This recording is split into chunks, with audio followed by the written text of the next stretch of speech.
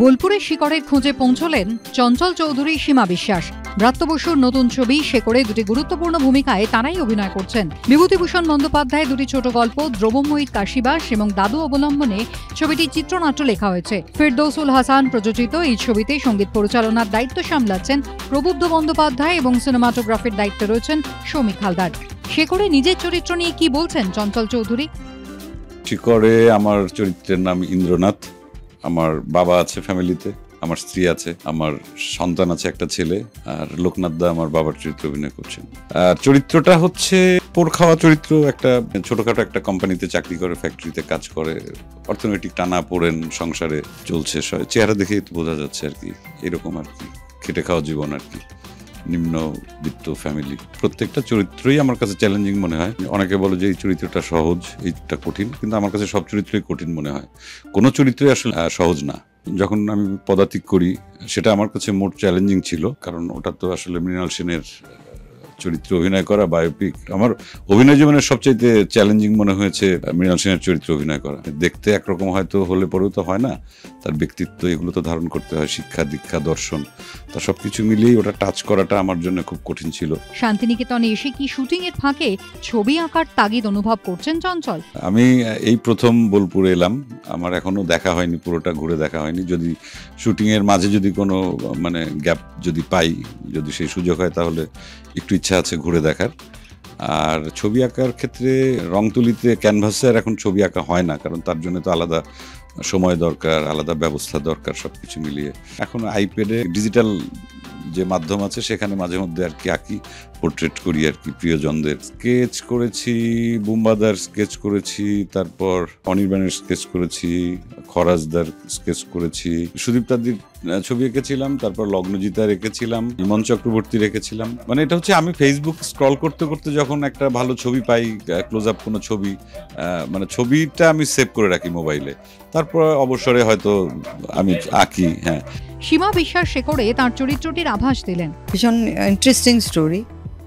একজন বয়স্ক মহিলা, যার ঘর সংসার সবকিছু আছে, হাজবেন্ড নেই, সংসারের মোহ আছে, ছেলে বাইরে থাকে, কলকাতা মেন টাউনে, ও গ্রামে থাকে, মেয়ে আর ঘর জামাই আছে, কিন্তু সবাই কেন আসে, কেন খবর নেই, ও জানে, just because of property.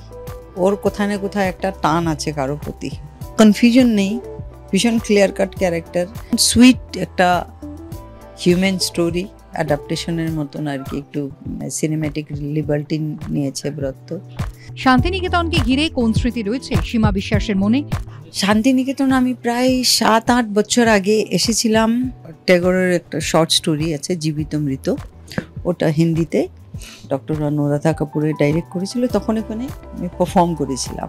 Santiniketan আমার নামটাতেই শান্তি আছে, ভালো লাগে। আমার জামাইবাবু এখান থেকে পড়াশোনা করেছিল পেন্টিংয়ে, ফাইন আর্টসে। কতগুলি ভিজুয়াল আমার এত ভালো লাগে, চপা ফুলের শুধু ফুলগুলো, পুরনো গাছগুলো লাইন পেতে আছে, আর লাল রঙের শাড়ি পরে একটা সাইকেলে না, সাঁওতাল একটা মেয়ে লাল ফুল একটা নিয়ে সাইকেল চালিয়ে যাচ্ছিল।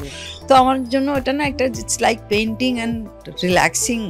তো ওরকম অ্যাটমসফিয়ারে ভালো লাগে, হোপ নিয়ে যাচ্ছি কি আবার আসবো, কাজ না, শান্তিনিকেতন বোলপুরকে এনজয় করতে। আগামীতে আর কি কি কাজ রয়েছে সীমা বিশ্বাসের হাতে? তামিল একটা সিরিজ করছিলাম, ওটা শেষ হয়েছে, তারপরে ফ্যামিলি ম্যান 3 কমপ্লিট হয়েছে, জাস্ট অ্যাবাউট টু টেলিকাস্ট। আরও দুটো খুব ভালো ছবি, বাগি বলে একটা ছবি, খুব ভালো ভালো অ্যাক্টার্স আছে ওটাতে থিয়েটারের। এই যে একসাথে প্রায় 6-7টা ছবি করলাম, খালি বসে থাকতে ভালো লাগে না, যদি সত্যি ক্রিয়েটিভ কাজ নেই না, মিস্ত্রি ডেকে এনে কাঠের কাজ করতে আরম্ভ করি, কালই বসবো না, আমাদের ব্লাডে আছে ভাই বোনদের সবাই। শেকড়ে সীমা বিশ্বাসের চরিত্রটি নাতনির ভূমিকায় অভিনয় করছেন অঙ্গনা রায়।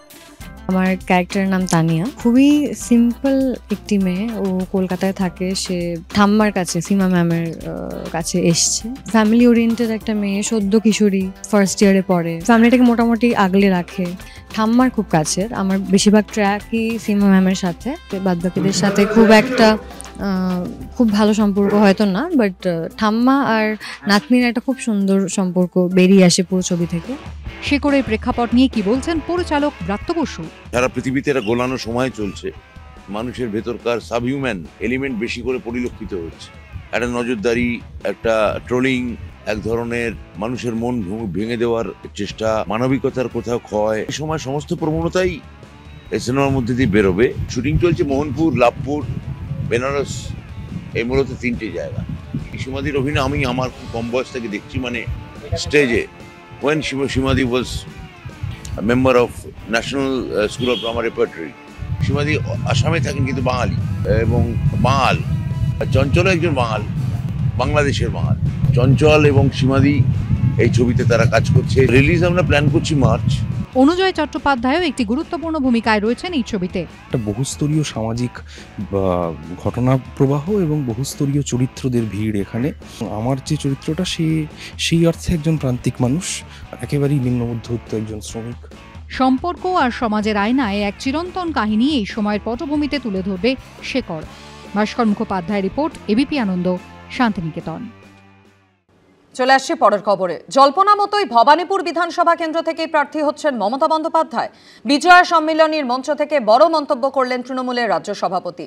এদিকে বাকি 293টি কেন্দ্রের প্রার্থী নির্বাচন নিয়েও বার্তা দিলেন সুব্রত বক্সী।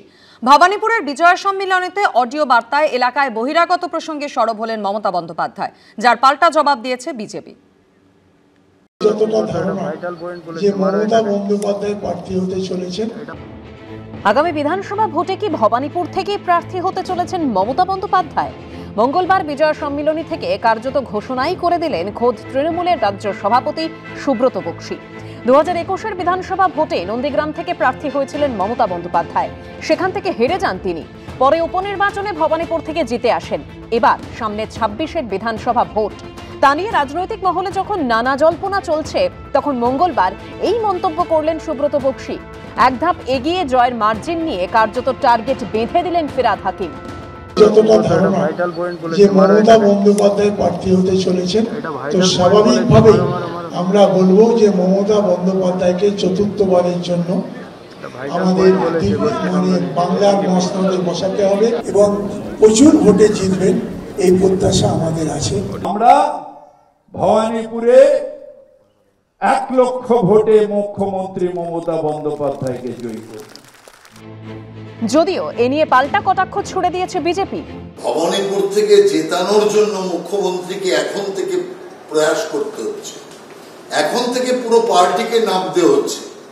তৃণমূল কংগ্রেস ভয়ে রয়েছে যে ভবানীপুর কেন্দ্র থেকে মুখ্যমন্ত্রী জিততে পারবেন কিনা।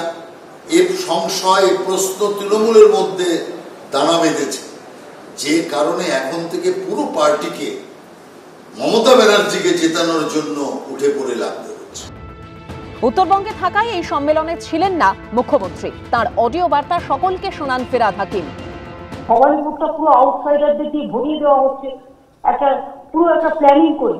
আমি আউটসাইডার মানে যারা বেঙ্গলে থাকেন তাদের আউটসাইডার বলছিলাম, যারা হঠাৎ করে বাইরে থেকে এসে টাকা খরচ করে জায়গা কিনে বাড়ি তৈরি করে কাউকে কিছু টাকা দিয়ে লোকালি বেরিয়ে চলে যাচ্ছে, এবং তারপরে সেই জায়গাগুলো আদৌ যারা ফ্ল্যাট কিনছে তারা না পাচ্ছে জল, না পাচ্ছে ড্রেনেজ সিস্টেম, না পাচ্ছে ঠিক মতো ব্যবস্থা। এবং সেক্ষেত্রে আমরা কেন এটা বুঝবো না? সবকিছু দেখে রাখতে হবে আমাদের, কারণ দায়িত্ব আর দায়বদ্ধতা সবই আমাদের। সেই জন্যই আপনাদের কাছে আমার অনুরোধ থাকবে, আর সবাই ভালো থাকুন, সবার পরিবার ভালো থাকুক। সারা পশ্চিম বাংলার ডেমোগ্রাফিক চিত্রটাকে পাল্টে দিয়েছেন মমতা ব্যানার্জি বাংলাদেশি মুসলমান অনুপ্রবেশকারী আর রোহিঙ্গা মুসলমানদের এনে।